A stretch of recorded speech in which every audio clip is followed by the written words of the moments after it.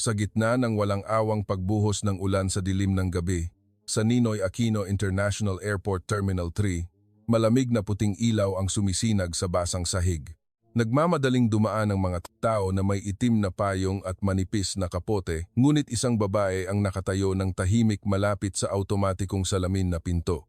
Siya si Eva, 34 taong gulang, bahagyang nakakiling pasulong dahil ang kaliwang paa niya ay patuloy na kumikirot mula sa lumang sugat na nakuha niya isang gabi sa Kiev nang sumabog ang bomba malapit sa kanilang tahanan. Yakap niya ang 5 taong gulang na anak na si Sofia habang ang isang kamay niya ay humahatak sa isang lumang bagahe na basa na. Nanginig ang bata sa ginaw at pagod. Napakalakas ng ulan at ang malamig na tubig ay umaagos sa lumang sapatos ni Eva na nagpamanhid sa kanyang mga paa. Ang tunog ng ulan sa bubong na yero ay umalingaw-ngaw, halo-halo sa ingay ng mga gulong ng bagahe na hinihila ng iba. Sinubukan niyang lumunok, ngunit tuyong-tuyo ang kanyang lalamunan na parang nilalamutak ng buhangin. "Inay, saan po tayo pupunta?" Mahinang tanong ni Sofia. Ang malalaking mata ay puno ng takot. Pilit na ngumiti si Eva, hinaplos ang basang buhok ng anak at sumagot sa Ingles na hindi niya gaanong kabisado. "Here is safe, we find hotel now." Ngunit sa loob niya, alam niyang ang mga salitang iyon ay kasinungalingan lamang na paulit-ulit niyang sinasabi sa sarili sa loob ng maraming buwan mula nang tumakas sila sa Ukraine. Matapos mamatay ang kanyang asawa sa ilalim ng gumuhong mga bato dahil sa misil. Wala na siyang natira kundi si Sofia at ang bagahe na ito na naglalaman ng hindi kumpletong dokumento, mas mababa sa 2,000 pesos na natitirang pera at ang takot na nakabaon ng malalim sa kanyang dibdib. Tinanggihan na sila sa travel assistance counter ng unang beses dahil hindi pa kumpleto ang kanilang refugee papers at wala siyang credit card para sa deposito. Sinubukan ni Eva ipaliwanag sa hirap na Ingles, "Please, we have no place, my daughter called." Ngunit ang empleyado ay tumango lang at itinuro ang isang karatula bago lumipat sa ibang mga bisita na mukhang mas may pera at mas kumpleto ang mga dokumento. Lumuhod si Eva sa malamig na sahig na baldosa malapit sa labasan. Ginamit niya ang manipis niyang jacket upang yakapin ng mahigpit si Sofia. Ang tubig ulan ay umagos mula sa kanyang buhok patungo sa mukha ng bata na nagpasimula sa bahagyang paghikbi nito. Sa bawat tunog ng sasakyan o busina, ang puso ni Eva ay bumibilis na parang sasabog. Ang kanyang katawan ay mas mabilis na tumugon kaysa sa kanyang isip. Mabilis siyang umangat ng bahagya at yumuko ulit upang yakapin ang anak. "Okay lang, anak, okay lang." Ngunit ang totoo ay hindi niya alam kung saan sila pupunta. Ang Pilipinas ay hindi ang destinasyon na pinangarap niya. Ito ay pangalan lamang ng isang bansa na mabilis na isinulat ng isang kaibigan sa refugee camp, sinabing, "Pumunta ka muna doon, pagkatapos ay humanap ka ng paraan." Ang salitang humanap ka ng paraan ay napakadaling pakinggan kapag galing sa bibig ng isang taong hindi naman may kargang basang bata at hindi pilay ang paglalakad dahil sa kirot ng paa. Tumingin siya sa pila ng mga taxi na nakaparada, bawat isa ay may driver na naghihintay sa loob upang iwasan ang ulan. Ang ilan ay may bukas na hazard lights, ang ilan ay naninigarilyo at nagbubuga ng usok sa bintana. Pinilit ni Eva ang natitirang kaunting lakas, humakbang muli sa ulan. Sumirit ang tubig hanggang sa kanyang bukong-bukong. Lumakad siya ng pilay patungo sa unang sasakyan na nakita niya. "Please, cheap hotel address here," sabi niya, sabay abot ng gusot na papel na may pangalan ng isang murang hotel sa labas ng lungsod. Tiningnan ito ng driver at umiling, nagsalita ng mabilis sa Tagalog bago itinuro ang karatula ng presyo at umiling ulit. Hindi naiintindihan ni Eva ang bawat salita, ngunit malinaw niyang naintindihan ang tono ng pagtanggi. Tumalikod siya at lumakad pabalik. Nagsimulang mamuo ang luha sa kanyang mga mata, ngunit kinagat niya ang kanyang labi upang pigilan ito. Nagsimulang humikbi ng mahina si Sofia. "Inay, giniginaw po ako." Umupo muli si Eva sa malamig na sahig malapit sa salaming dingding. Ang kanyang likod ay basa na dahil sa pagpasok ng ulan. Kinalkal niya ang kanyang bag. Kinuha ang huling manipis na piraso ng tinapay na natitira at hinati para sa kanyang anak. Tahimik na kinain ng bata, ang maliliit na kamay ay nanginginig. Halos Isang oras ang lumipas. Naramdaman ni Eva na ang kaliwang paa niya ay nagsisimulang manhid at lalong sumasakit. Sinubukan niyang ituwid ang paa, ngunit ang basa at malamig na sahig ay nagpahirap sa bawat galaw. Tapos, narinig niya ang tunog ng isang motorsiklo na lumalapit. Isang lumang motorsiklo ang dahan-dahang lumapit. Isang 62 sa anyos na matandang lalaki, suot ang gulanit na berde at lumang kapote, nakaupo sa likod ng manibela. Siya si Mang Carding, na may pagod na mukha matapos magmaneho ng kanyang habal-habal sa maliliit na eskinita sa buong araw. Nakita niya ang dalawang mag-ina na nakaupo at basang-basa sa ilalim ng bubong, kaya huminto siya at itinaas ang kamay para punasan ng ulan sa kanyang mukha. "Sumakay na po kayo sa motorsiklo? Sobrang lakas ng ulan." Ang boses niya ay umalingaw-ngaw sa gitna ng ulan. Ngunit ang mga salitang iyon ay labis na ikinagulat ni Eva. Mabilis siyang bumangon, niyakap ng mahigpit si Sofia at umatras. "No, stay away, Klaus." Nanginginig ang kanyang mga kamay. Ang kanyang mga mata ay puno ng takot na naipon mula sa panloloko ng isang taxi driver sa Poland. Ilang buwan na ang nakalipas na kinuha ang lahat ng pera niya. Napatigil si Mang Carding. Hindi niya inaasahan ang ganoong kalakas na pagtanggi. Ngunit hindi siya umalis. Kinuha niya lamang ang lumang plastik na panakip-ulan na nakatali sa kanyang motor at itinakip upang hindi mabasa ng ulan ang mag-ina. "Okay lang po, hindi po ako mananakit," dahan-dahan niyang sinabi. Ginamit ang mga kamay upang magpaliwanag kahit alam niyang hindi siya gaanong maiintindihan. Patuloy na nanginginig si Eva. Ang tubig ulan ay dumadaloy sa kanyang mukha, halo-halo sa luhang hindi niya mapigilan. Niyakap ni Sofia ang kanyang ina. Ang maliit na katawan ay nanginginig sa ginaw. Tahimik na nakaupo si Mang Carding sa kanyang motorsiklo, tinitignan ang mag-ina na mukhang durog na durog. Naalala niya ang isang gabi 10 taon na ang nakalipas nang malubha ang sakit ng kanyang anak at kailangan niyang magmaneho ng motorsiklo sa buong gabi upang kumita ng pera para sa pagpapagamot. Ngunit sa huli ay hindi pa rin sapat. Bumuntong hininga siya ng mahina at muling nagsalita. "Malakas po ang ulan dito. Hanap muna tayo ng matutuluyan." Umiling si Eva ng malakas, dumaloy ang luha sa kanyang pisngi. "Please, no more lie, no more hurt." Malakas niyang sinabi sa nanginginig na Ingles. At tumalikod, lumakad ng pilay muli sa ulan. Lalong lumakas ang iyak ni Sofia, ngunit hindi umalis si Mang Carding. Pinatakbo niya ang kanyang motorsiklo at dahan-dahang sinundan sila, pinanatili ang sapat na distansya. Ang panakip-ulan ay nanatiling nakataas upang hindi sila mabasa mula sa likuran.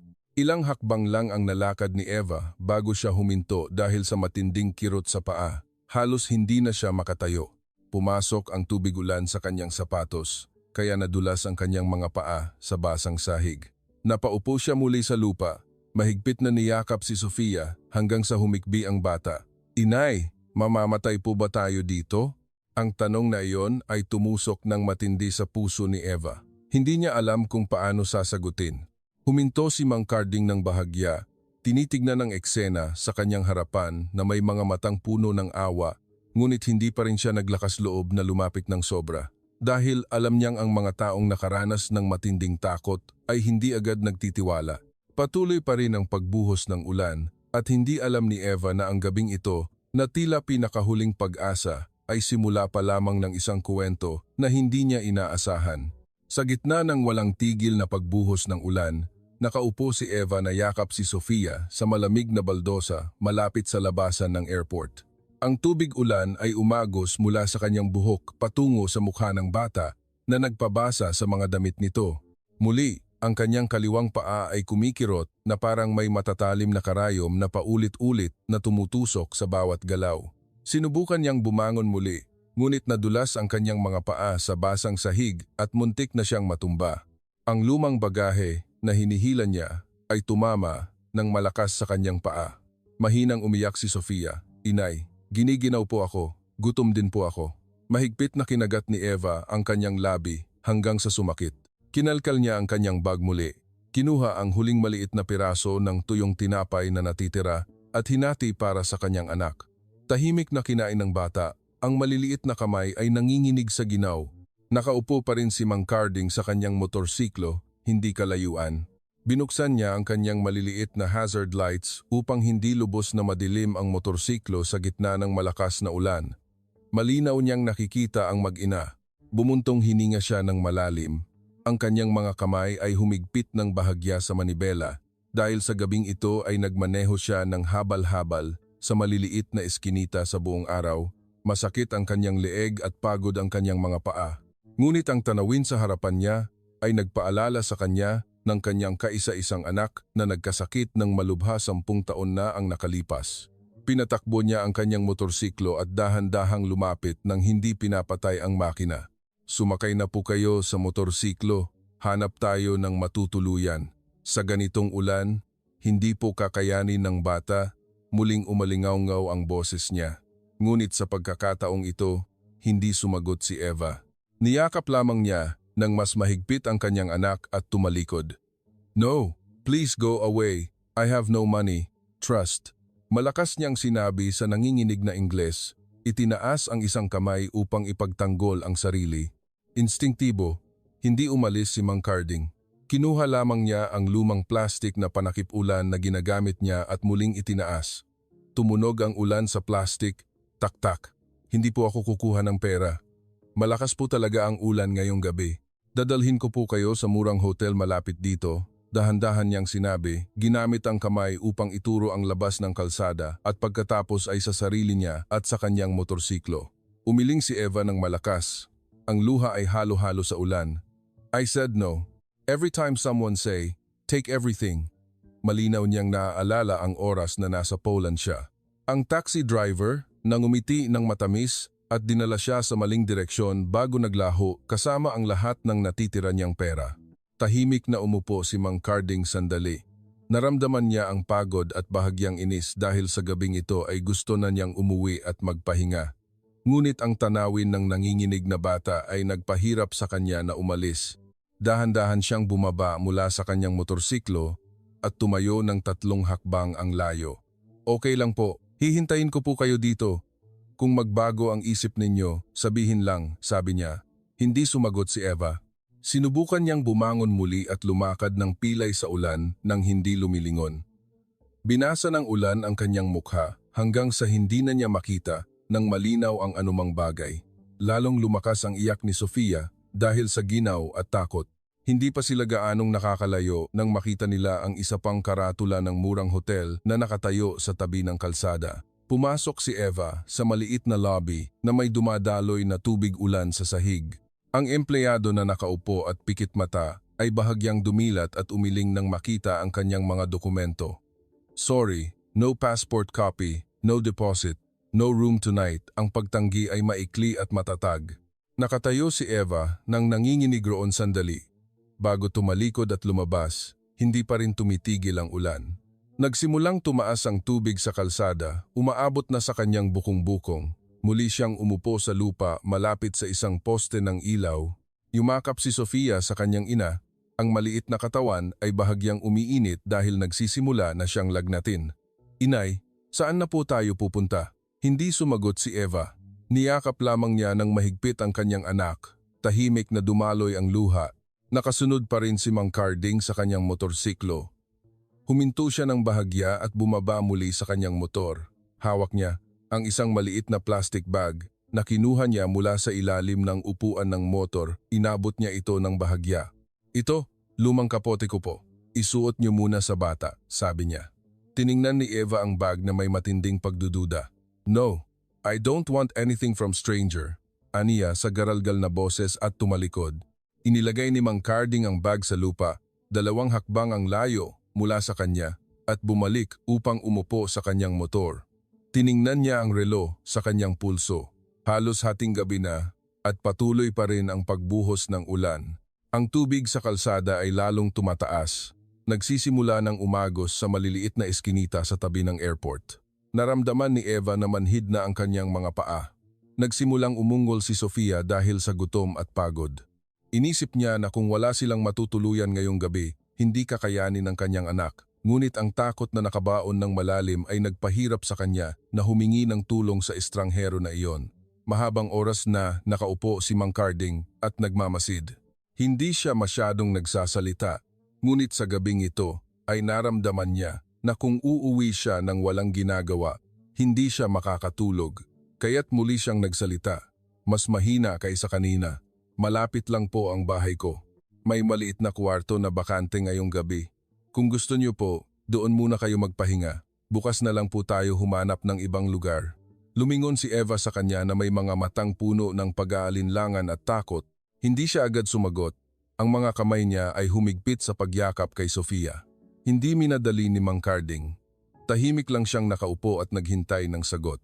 Patuloy pa rin ang pagbuhos ng ulan at sa dilim ng gabing iyon, hindi alam ni Eva na ang susunod niyang desisyon ay magbabago sa lahat ng pinaniwalaan niya tungkol sa mga estranghero. Sa gitna ng walang tigil na pagbuhos ng ulan, nakaupo si Eva na yakap si Sofia sa basang sahig malapit sa poste ng ilaw. Manhid na ang kanyang kaliwang paa na parang walang dugo na dumadaloy. Ang tubig ulan ay dumadaloy mula sa kanyang baba patungo sa kanyang damit na nagpabigat dito. Tumingin siya sa lumang motorsiklo na nakaparada ng bahagya. Nakaupo pa rin si Mang Carding doon, mahigpit na nakahawak sa manibela. Mahigpit na kinagat ni Eva ang kanyang ngipin at dahan-dahang bumangon. Hindi siya sumagot ng kahit ano, niyakap lamang niya ng mas mahigpit ang kanyang anak at lumakad ng pilay sa ulan. Ang tubig sa kalsada ay lalong tumataas, umaabot na sa kanyang bukong-bukong. Nanginig si Sofia sa kanyang mga braso. Inay, giniginaw, mahinang boses ng bata, halos hindi marinig sa gitna ng ulan. Nagpatuloy si Eva sa paglalakad ng hindi lumilingon. Ang lumang bagahe ay humahatak sa basang sahig na gumagawa ng ingay. Pinatakbo ni Mang Carding ang kanyang motorsiklo at dahan-dahang sinundan sila, pinanatili ang sapat na distansya. Hindi na siya nagsalita ng kahit ano, ngunit ang plastik na panakipulan ay nanatiling nakataas upang hindi sila mabasa mula sa likuran. Dumaan sila sa malaking kalsada at lumiko sa isang maliit na eskinita malapit sa isang kanal. Ang tubig ay umabot na sa tuhod at ang mga lumang bahay na gawa sa kahoy ay nakahanay sa mga stilts. Ang amoy ng bulok na tubig baha at usok mula sa uling ay bumalot sa hangin. Patuloy na lumakad ng pilay si Eva hanggang sa makita niya ang isa pang karatula ng murang hotel na may kumukutitap na ilaw. Diretso siyang pumasok sa maliit na lobby na may dumadaloy na tubig ulan sa sahig.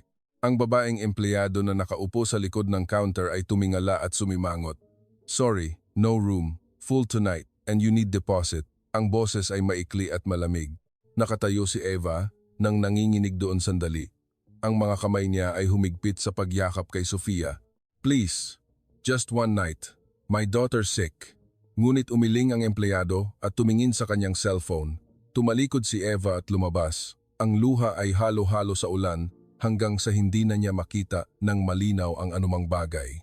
Umupo siya sa lupa na bahagyang basa at bahagyang tuyo sa tabi ng dingding ng isang lumang bahay na kahoy. Umupo si Sofia sa tabi niya. Ang maliit na katawan ay umiinit dahil lalong tumataas ang kanyang lagnat. Niyakap ni Eva nang mahigpit ang kanyang anak at yumuko sa kanyang tuhod, tahimik na dumaloy ang luha. Bakit? Bakit walang tumutulong sa amin? Paano kami mabubuhay ng ganito? Ang mga kaisipang iyon ay patuloy na bumabalik sa kanyang isip. Naalala niya ang gabing tumakas sila sa Kiev, ang umalingaw-ngaw na tunog ng bomba, ang larawan ng kanyang asawa na nakalibing sa ilalim ng gumuhong gusali at ngayon ay nakaupo siya sa gitna ng binahang kalsada sa isang bansa na hindi niya kilala. Huminto si Mang Carding sa kanyang motorsiklo ng bahagya. Bumaba siya at tumayo ng malayo. Ang mga lumang kamay niya na magaspang mula sa pagmamaneho ng habal-habal sa buong araw ay nananatiling mahigpit na nakahawak sa plastik na panakip-ulan. Naramdaman niya ang bahagyang inis sa kanyang sarili dahil sa gabing ito ay dapat na siyang umuwi at magpahinga kasama si Aling Nena. Ngunit ang tanawin ng dalawang mag-ina na mukhang walang pag-asa ay nagpahirap sa kanya na umalis.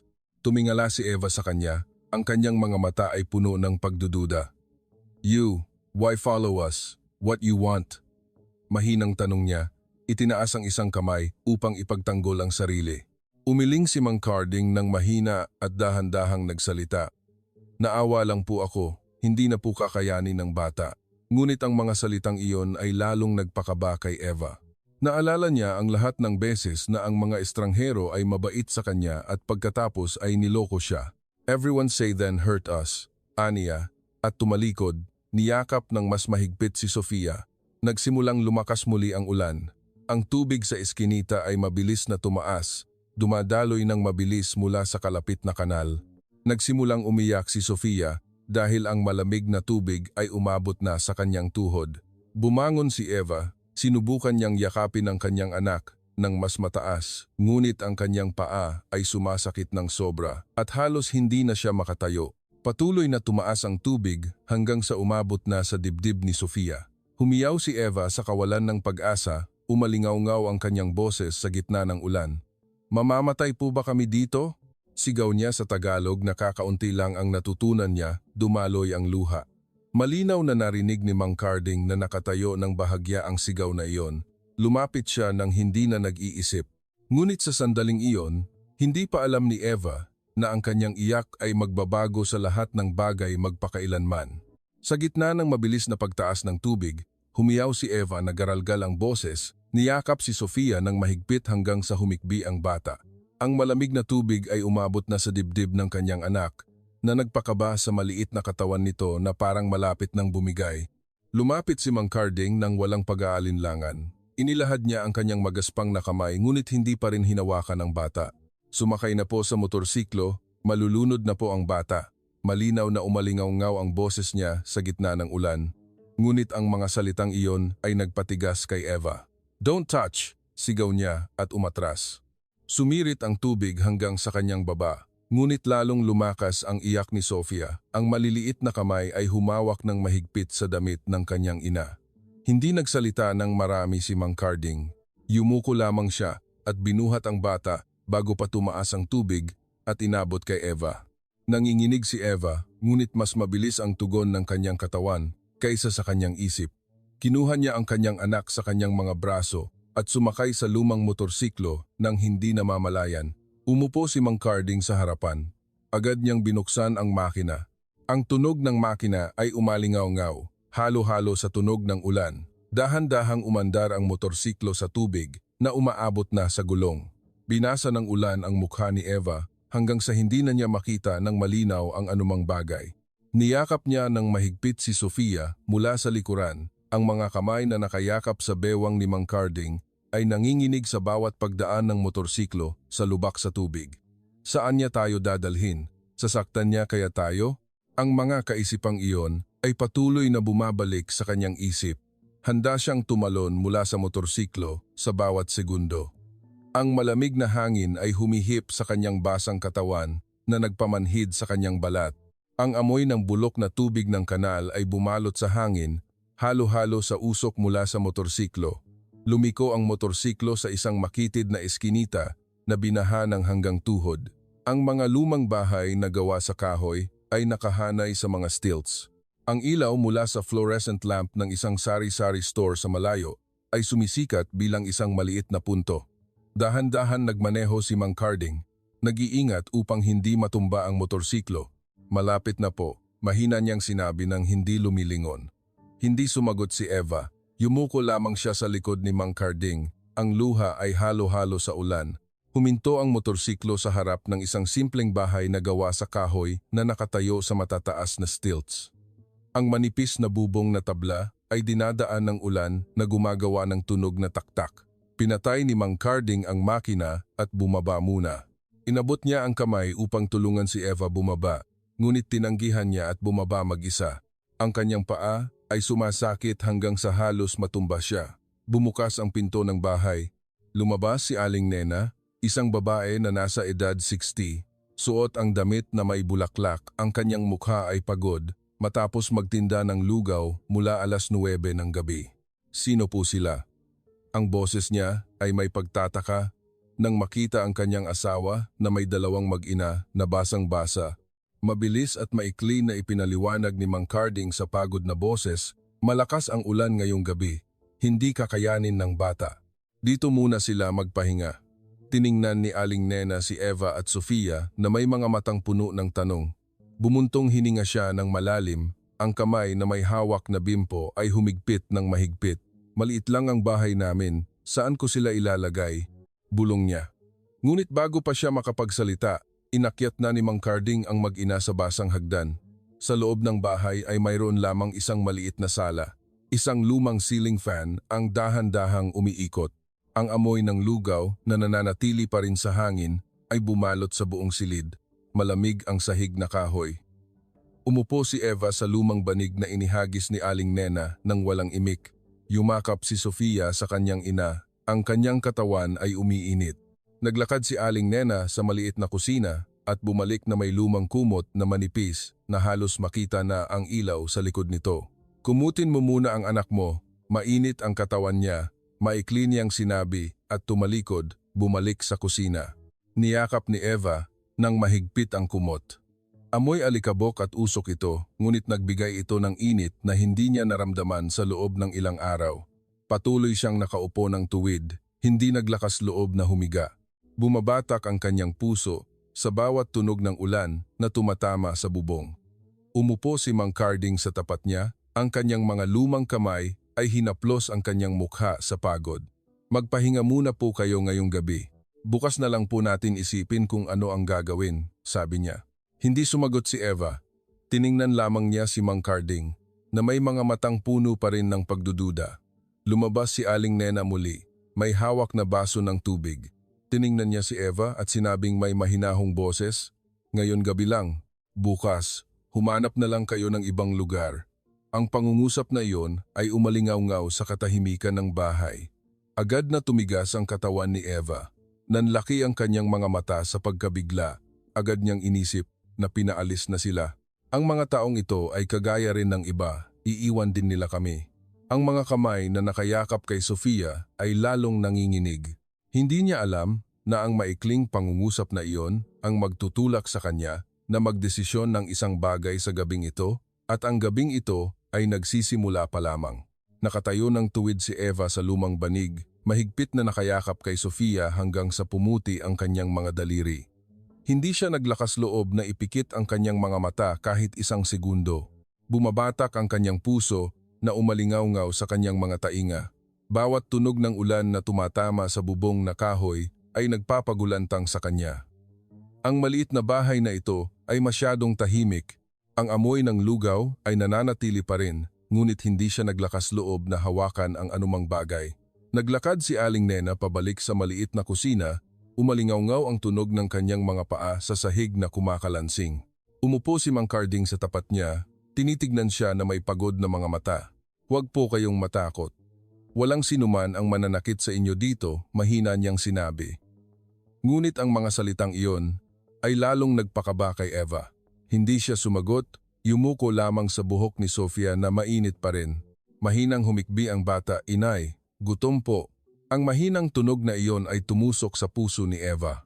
Kinalkal niya ang kanyang bag muli, kinuha ang huling maliit na piraso ng tuyong tinapay at inabot sa anak. "Kumain ka muna, anak. Humanap si inay ng makakain bukas," sabi niya. Ngunit sa loob niya, alam niyang wala nang natira. Bumangon si Mang Carding at naglakad patungo sa maliit na silid sa loob. Ang boses niya na nakikipag-usap kay Aling Nena ay naririnig sa manipis na kurtina. "Bukas, ano ang gagawin natin? Hindi na sapat ang pera sa bahay at may isa pang bata na may sakit." Sumagot si Aling Nena sa bahagyang inis na boses, "Ikaw ang nagdala sa kanila dito. Maliit lang ang bahay natin. Gaano karaming gabi pa sila matutulog sa sahig ng ganito?" Ang mga salitang iyon ay nagpatigas kay Eva. Malinaw niyang narinig ang bawat salita. Kahit hindi niya lubos na naiintindihan ang bawat titik, ngunit ang tono ng boses ay nagsabi ng lahat. "Nagsasayang sila ng pera dahil sa amin. Tiyak na paalisin nila kami." Ang mga kamay na nakayakap kay Sofia ay lalong nanginginig. Lumingon siya sa pinto ng bahay, iniisip na tumakbo palayo, kasama ang kanyang anak ngayon din, ngunit malakas pa rin ang ulan. Ang tubig baha sa labas ay umabot na sa tuhod. Saan niya dadalhin ang kanyang anak? Lumabas si Mang Carding muli. Umupo siya sa tapat niya ng tahimik, walang imik. Nakaupo ng tuwid si Eva sa buong gabi, hindi naglakas loob na humiga kahit kaunti. Nakatitig ang kanyang mga mata sa bawat galaw ng mag-asawa. Nagsimulang humikbi ng mahina si Sofia muli dahil sa gutom at tumaas na lagnat. "Inay, Nagtuyo ang bibig ko. Inabot ni Eva ang baso ng tubig na inilagay ni Aling Nena, ngunit siya mismo ay hindi naglakas loob na uminom. Binubugahan lamang niya ang tubig upang makainom ang anak ng paunti-unti. Dahan-dahang lumipas ang oras na parang ang bawat minuto ay humaba ng 1 oras, halos 2:00 na. Ang bahay ay nananatiling tahimik maliban sa tunog ng lumang bentilador na umiikot at ang mahinang paghinga ni Sofia. Naramdaman ni Eva na masakit ang kanyang mga mata, ngunit pinilit niya itong bukas. Wala na siyang pinagkakatiwalaan. Pagkatapos, muling narinig ang tunog ng mga paa mula sa kusina. Dahan-dahang lumabas si Aling Nena, may hawak na mainit na mangkok ng lugaw na bagong init. Ang mainit na singaw ay umangat kasama ang mabangong amoy ng inihaw na baboy. Dahan-dahan niyang inilagay ang mangkok sa harap ni Eva at sinabing may mahinahong boses, "Kumain na po kayo." Gutom ang bata, hindi nakakayanin. Tiningnan ni Eva ang mangkok ng walang pagkurap. Ang kamay niya na aabot sana ay napahinto sa gitna ng ere. Ang mabangong amoy ay nakakaakit, ngunit ang takot sa kanyang puso ay mas matindi. Itinulak niya agad ang mangkok. Dumaloy ang luha. "No! Eat! Poison! Maybe poison!" Ang boses niya ay nanginginig.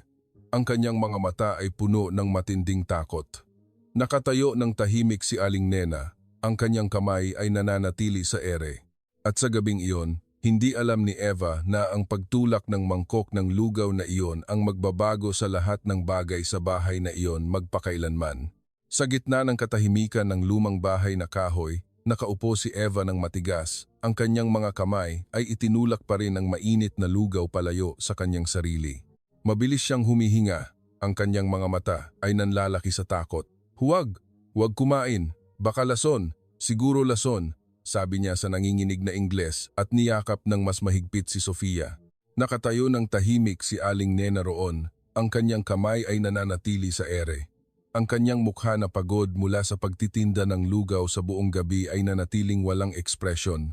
Bumuntong hininga ng mahina si Aling Nena at maikli niyang sinabi, "Okay lang po. Kung ayaw niyo pong kumain, okay lang po." Tumalikod siya at naglakad pabalik sa maliit na kusina nang walang imik. Si Mang Carding na nakaupo sa tapat niya ay tahimik na pinanood ang eksenang iyon. Hindi siya nagalit o nagalit. Hinaplos lamang niya ang kanyang mukha gamit ang kanyang magaspang na kamay at naglakad papunta sa maliit na silid upang matulog. Hindi nakatulog si Eva sa buong gabi. Pinakinggan niya ang bawat tunog ng ulan na tumatama sa bubong. Pinakinggan ang paghinga ni Aling Nena na naririnig mula sa katabing silid. Patuloy siyang nag-iisip, paalisin nila tayo ngayong umaga. Kailangan nating tumakas kasama ang bata bago pahuli ang lahat. Ngunit nakatulog si Sofia sa kanyang mga braso, ang maliit na katawan ay mainit pa rin dahil sa lagnat. Ang unang sinag ng umaga ay sumikat sa luma at basang sahig na kahoy, nagkukulay abo. Umulan pa rin ng bahagya, ngunit mas mahina kaysa kagabi. Ang amoy ng lugaw ay lumabas mula sa kusina, bumalot sa buong sala. Muling lumabas si Aling Nena, may hawak na 2 maliit na mangkok ng lugaw, inilagay sa harap ni Eva nang walang imik. "Kumain na po kayo. Kailangan pong kumain ang bata para mabusog." Ang boses niya ay mahinahon ngunit mayroong isang bagay na hindi naintindihan ni Eva. Tiningnan ni Eva ang mangkok. Nang walang pagkurap, ang kamay niya, na aabot sana, ay nanginginig pa rin. Hindi siya naglakas loob na kumain, ngunit nagising na si Sofia. Inabot ng maliliit na kamay ang kutsara. Ngumiti ng bahagya si Aling Nena at umupo sa tabi niya. "Okay lang, tita.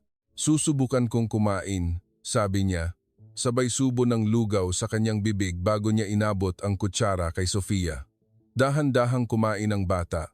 Nagsimulang mamuo ang luha dahil sa gutom sa buong gabi. Nakaupo pa rin si Eva ng tahimik. Hindi niya naintindihan kung bakit ginagawa ito ng estranghero na ito. Lumabas si Mang Carding mula sa silid na may lumang kapote. Tiningnan niya ang kanyang asawa at mahina niyang sinabi, "Magmamaneho na ako ulit. Alagaan mo ang bata." Bago lumiko upang tingnan si Eva. "Kagabi, nang dalhin ko kayo dito, hindi po ako kukuha ng pera," sabi niya at lumabas ng bahay. Bahagyang nagulat si Eva. Malinaw niyang naaalala na kagabi ay hindi siya nagbanggit ng pera.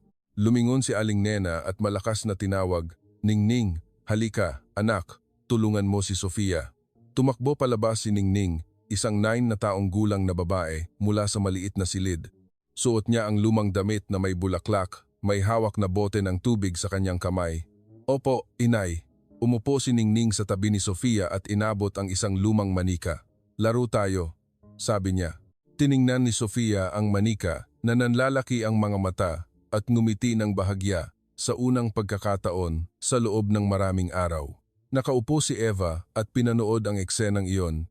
Puno pa rin ang kanyang puso ng pagdududa, ngunit nagsisimula siyang makaramdam ng kakaiba. Ang mga taong ito ay mahirap, ngunit nagbahagi pa rin sila ng lugaw sa amin. Pinayagan pa nilang makipaglaro ang aming anak sa kanilang sariling manika. Naglakad si Aling Nena pabalik sa kusina at bumalik na may Vicks Vaporub at malamig na basang bimpo. Ilagay mo muna sa noo ng anak mo, may lagnat siya, sabi niya at inabot kay Eva. Kinuha ni Eva nang hindi namamalayan. Ang kamay niya na humawak sa malamig na basang bimpo ay kakaibang mainit. Hindi pa rin siya nagsalita ng kahit ano, ngunit sa loob niya ay nagsimula ng lumitaw ang mga tanong. Bakit? Bakit hindi nila kami pinaalis? Si Mang Carding na umalis upang magtrabaho mula umaga ay hindi pa bumabalik. Ngunit malapit ng tanghali, nakita siya ni Eva mula sa bintana ng bahay. Yumuko siya upang kunin ang mga plastik na bote at lata ng aluminyo sa basang eskinita. Ang kanyang magaspang na kamay ay kumuha ng isa-isa at inilagay sa malaking plastic bag. Dinala niya ang mga iyon upang ibenta sa isang tindahan ng lumang gamit sa malapit at bumalik na may maliit na bag ng gatas na pulbos at tinapay. Inabot ni Mang Carding ang bag kay Aling Nena nang walang imik. Para sa bata, sabi niya. Tumango si Aling Nena at tinawag si Sofia. Ito, mainit na gatas para sa iyo anak. Nakatitig si Eva sa eksenang iyon nang walang pagkurap. Nakita niya si Mang Carding na pagod matapos magkolekta ng lumang gamit sa buong umaga, ngunit ngumiti pa rin siya ng bahagya sa kanyang anak. Sa puso ni Eva ay nagsimula ng magkaroon ng maliliit na lamat. Ang estranghero na ito, bakit niya ginagawa ito? Ngunit hindi pa rin siya naglakas loob na magtanong ng kahit ano. Niyakap lamang niya ng mas mahigpit si Sofia at hindi niya alam na ang makita ang matandang lalaki na iyon na nangongolekta ng mga plastik na bote upang bilhin ang gatas para sa kanyang anak ay magpapayanig sa kanyang puso sa paraan na hindi pa niya nararanasan. Umulan pa rin ng bahagya sa labas ng lumang bahay na kahoy. Ang mga patak ng ulan ay tumatama sa bubong na tabla na gumagawa ng mahinang tunog na tak-tak. Ang amoy ng basang lupa at usok mula sa uling ay bumalot sa maliit na sala. Nakaupo si Eva, nayakap si Sofia, tinitignan ang bag ng gatas na pulbos na bagong dala ni Mang Carding. Hindi pa rin siya naglakas loob na magsalita ng kahit ano, ngunit sa loob niya ay nagsimula ng magkaroon ng maliliit na lamat. Lumabas si Aling Nena mula sa kusina, may hawak na maliit na kaldero ng lugaw na mainit pa. Halika po, ngayon ay tuturuan ko kayong magtinda ng lugaw. Mahina niyang sinabi at inabot ang kutsara. Tiningnan ni Eva ang mukha niya nang walang pagkurap. Ano? Mahina niyang sinabi sa Ingles. Okay lang, tita. Ituturo ko sa inyo ng paunti-unti. Ngumiti ng bahagya si Aling Nena at dinala siya sa lumang kariton na gawa sa kahoy na nakatayo sa harap ng bahay. Luma ang kariton na ito, ngunit magagamit pa. Aayusin ko, sabi ni Aling Nena. Lumuhod siya sa basang lupa, kumuha ng maliit na martilyo at lumang pako. Bahagyang binasa pa rin ng ulan ang kanyang likod. Nakatayo si Eva at tinitignan ang magaspang na kamay ni Aling Nena na nagpapako isa-isa. Ang malakas na tunog ay umalingaw-ngaw sa kanyang mga tainga. Bakit? Bakit niya kami tinutulungan ng ganito? Inisip niya, ngunit tahimik pa rin ang kanyang bibig. Natapos si Aling Nena sa pag-aayos at pinunasan ang kanyang mga kamay sa kanyang damit. Subukan mong itulak, tita. Tamang-tama para sa kaldero ng lugaw, sabi niya. Dahan-dahang itinulak ni Eva ang kariton. Masakit ang kanyang paa, ngunit madali itong umandar. Lumiko si Aling Nena upang kumuha ng lumang bag na tela at inabot kay Eva. Ito, lumang damit ng anak ko na nawala 10 taon na ang nakalipas. Ang boses niya ay bahagyang nanginginig. Para kay Sofia muna. Kailangan ng malinis na damit ang bata. Kinuha ni Eva ang bag, nanginginig ang kanyang mga kamay. Binuksan niya ito at tiningnan ang maliliit na damit na may bulaklak. May mahinang amoy pa rin ng sabon. Umagos ang luha ng hindi namamalayan. "Why your daughter?" Hirap na tanong niya. Bahagyang tumalikod si Aling Nena at mahina niyang sinabi, "Nawala na ang anak ko, ngunit ang mga damit niya ay narito pa. Hindi ko hahayaang masira." Hindi alam ni Eva kung paano sasagutin. Niyakap lamang niya ng mahigpit ang bag na tela. Hindi pa rin tumitigil ang ulan, ngunit dinala pa rin siya ni Aling Nena sa bunganga ng eskinita. Itinuro ni Aling Nena ang paraan ng pagkuha ng lugaw, ang paraan ng pagtawag sa mga customer, at ang paraan ng pagngiti sa mga dumadaan. Hindi naman po masyadong marami ang bumibili, pero sapat lang para makakain, sabi ni Aling Nena at inabot ang mangkok sa unang customer na dumaan. Nakatayo si Eva ni sa tabi, nanginginig ang kanyang mga kamay nang makita ang 2 hanggang 3 piso na inilagay ng customer sa alkansya. Ang mahirap ay tumutulong sa mahirap ng ganito, inisip niya. Ang pagkabigla ay nagsisimulang kumain sa takot na dati niyang nararamdaman. Ngumiti si Sofia na nakaupo sa kariton kay Ningning na tumutulong magbenta ng tubig. "Inay, hindi na po giniginaw dito," mahinang sinabi ng bata sa Ingles. Tiningnan ni Eva ang kanyang anak at naramdaman na nayayanig ang kanyang puso, ngunit hindi pa rin niya naglakas loob na lubos na magtiwala sa pag-asa. Kinagabihan, bumalik si Mang Carding mula sa pagmamaneho, basang-basa. Umupo siya sa lumang mesa na gawa sa kahoy at mahina niyang sinabi kay Aling Nena, "Dati, nagkasakit ng malubha ang anak namin.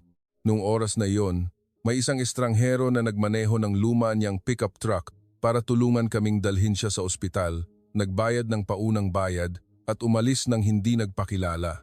Ang boses niya ay umalingaw-ngaw sa tainga ni Eva na nakatayo at nakikinig sa likod ng kurtina. Tumigas ang katawan ni Eva.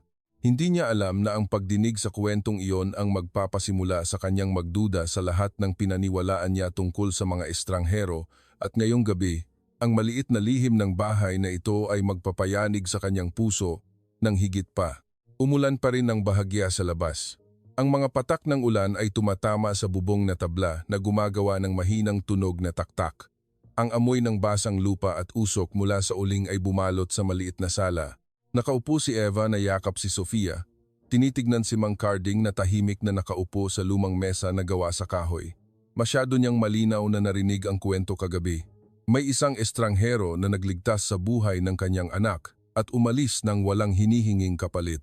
Bahagyang nayanig ang kanyang puso, ngunit kinagat pa rin niya ang kanyang ngipin at pinigilan ang luha.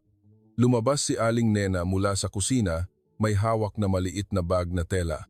Hindi siya nagsalita, inilagay lamang ang bag sa harap ni Eva. Ito, galing sa tindahan ni Aling Iska. Sa loob ay lumang damit ng bata, maliit na sabon, at isa pang lata ng gatas na pulbos, sabi ni Aling Nena. Tiningnan ni Eva ang bag na nanlalaki ang mga mata. Nanginginig ang kanyang mga kamay nang kunin niya ito. Bakit nila ibinibigay? Ngumiti ng bahagya si Aling Nena. Sabi ni Aling Iska, kailangan ng malinis na damit ang bata. Bago pa makasagot si Eva, muling bumukas ang pinto ng bahay.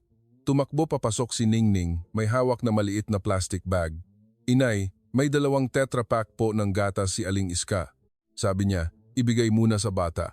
Sabi ni Ningning at inabot ang bag, sabay ngiti kay Sofia. "Kain tayo ng gatas, Ningning." Inabot ni Sofia ang Tetra Pak ng gatas, bahagyang nanginginig ang maliliit na kamay. Naramdaman ni Eva na mainit ang kanyang mga mata. Nagsimulang mamuo ang luha ng hindi namamalayan, hindi dahil sa takot kundi dahil sa pagkabigla na bumalot sa kanya, at muling narinig ang tunog ng mga paa mula sa eskinita. Pumasok ang isa pang kapitbahay, may hawak na gamot sa sipon at lumang bimpo. "Para sa mga bata po, mag-ingat po kayo sa ulan at sipon," sabi niya.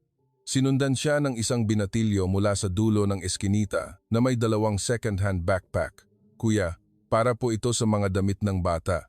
"Maganda pa po," sabi niya. Nakaupo si Eva ng tahimik, itinago ang bibig gamit ang kanyang kamay, tahimik na dumaloy ang luha sa kanyang pisngi. Hindi niya naisip na ang mga mahihirap ay tutulong sa mahihirap ng ganito. Si Mang Carding na tahimik sa buong oras ay bumangon at mahina niyang sinabi, "May lakad lang po ako." Kinuha niya ang lumang sombrero at isinuot at lumabas sa ulan. Hindi alam ni Eva kung ano ang ginagawa niya. Ngunit 2 oras pagkatapos, Bumalik si Mang Carding, may hawak na manipis na dokumento na bagong imprenta. Inilagay niya ang dokumento sa harap ni Eva.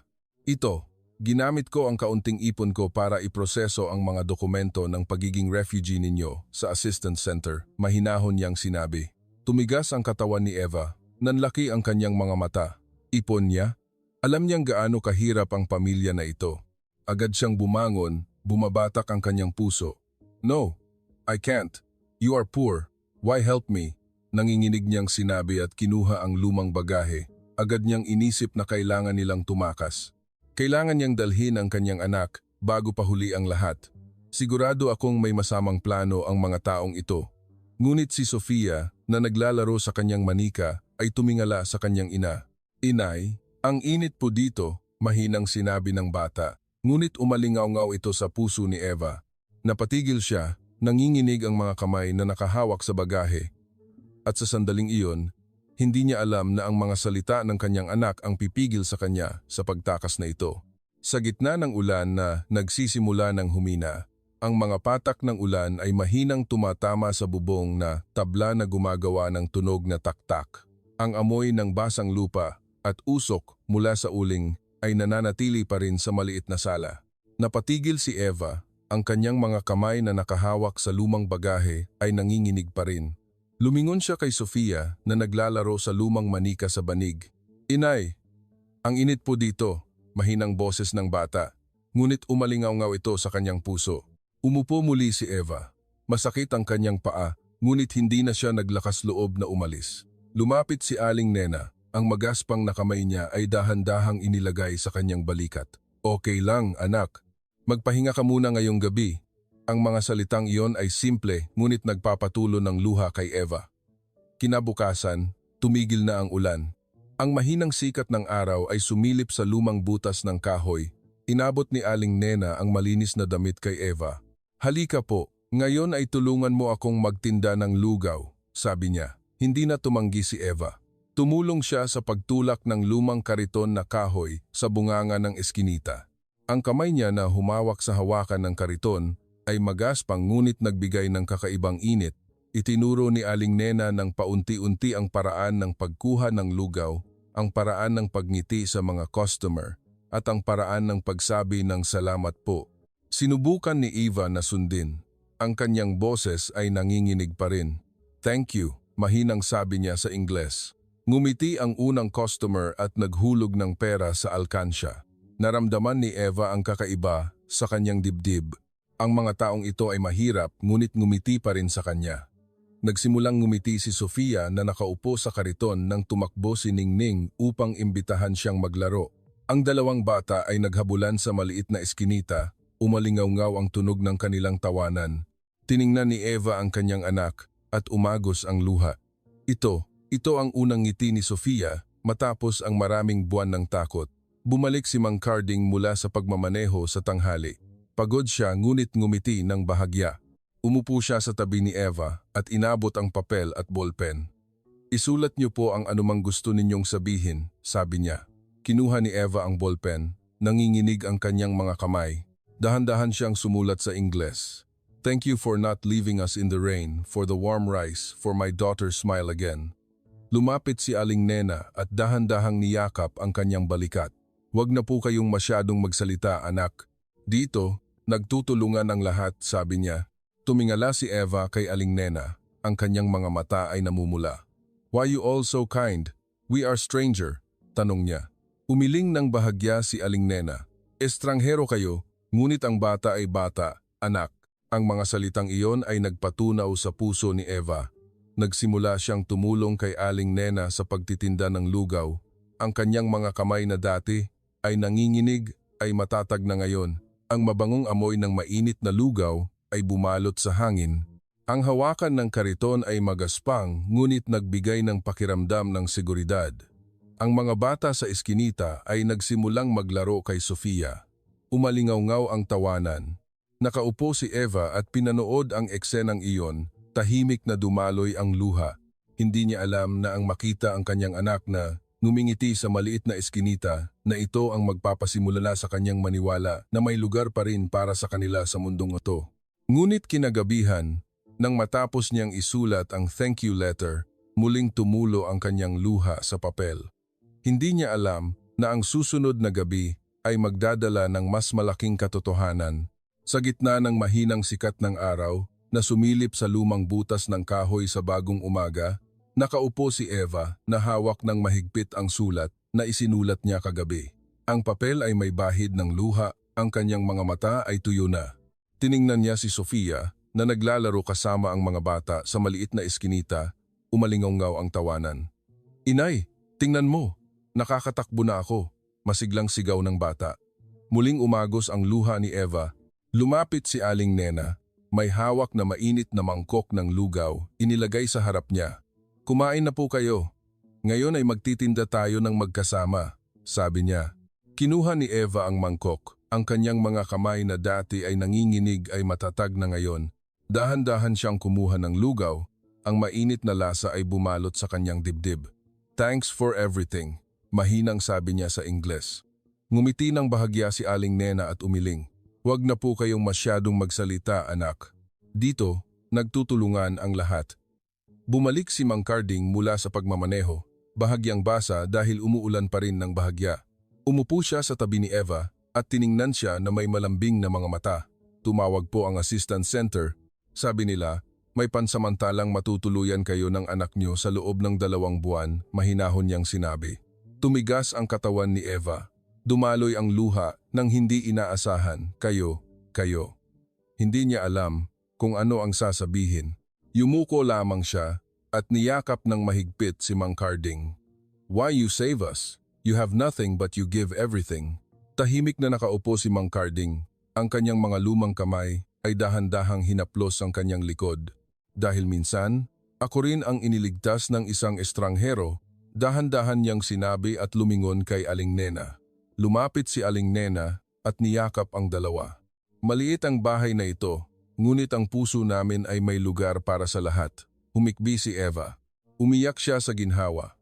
Umiyak sa pakiramdam ng pagkakasala. Umiyak sa pakiramdam ng pasasalamat na bumalot sa kanyang puso.